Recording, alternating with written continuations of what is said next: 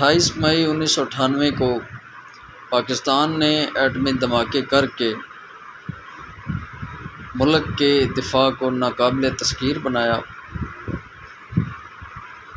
اس کے لیے آپ اور میں اور پوری قوم جس ایک شخصیت کی شکر گزار ہے وہ ڈاکٹر ایوب خان صاحب ہیں۔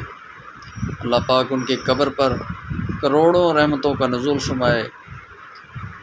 میں آج قوم سے ان کا ایک گلہ جو وہ ساری عمر پاکستان سے کرتے رہے کہ میں نے ایسی قوم کے لیے اپنی زندگی وقف کر دی جو تاریخی طور پر بے وفا ہے۔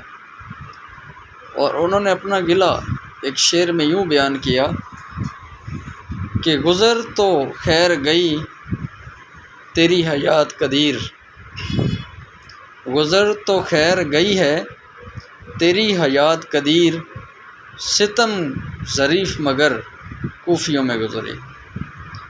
تو آپ اور میں اندازہ کر سکتے ہیں کہ ڈاکٹر ایوب خان ہمیں کوفیوں سے ملا کے چلے گئے۔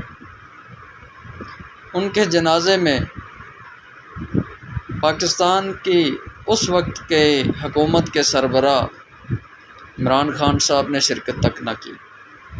ہمارے اپوزیشن لیڈر اس وقت کے شہباز شریف صاحب، انہوں نے کوئی نہ شرکت کی۔ یہ کوئی نئی بات نہیں ہے کہ پاکستانی قوم نے صرف عبدالقدیر خان سے وفا نہیں کی، یہ کوئی نئی بات نہیں ہے۔ آپ سے تو قائد اعظم سے وفا نہ ہو سکی، اس کی ایمبولینس خراب کر دی۔ ملک کے مالک کی ایمبولینس لیاقت علی خان کو جلسے میں گولیاں مار دی گئی، آج تک پتہ نہیں چل سکا۔ اور بھی بہت سی شخصیات ہیں۔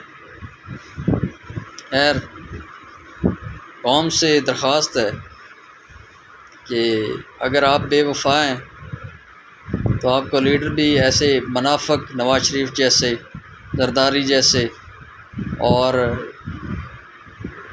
اداروں کے سربراہ بھی آپ کو ایسے ہی ملیں گے جن کے اپنے ذاتی مفادات ہیں، ان کے کوئی ریاستی مفادات کی کوئی ترجیح نہیں ہے ان کی۔ خود کو وفادار بنائیں تاکہ آپ کو جو لیڈر ملے وہ بھی وفادار ہو۔ پہلے خود کو وفا والا بنائیں، پھر وفا والا لیڈر بھی لے لیں۔ اللہ پاکستان کا حامی و ناصر ہو۔ پاکستان ہمیشہ زندہ باد۔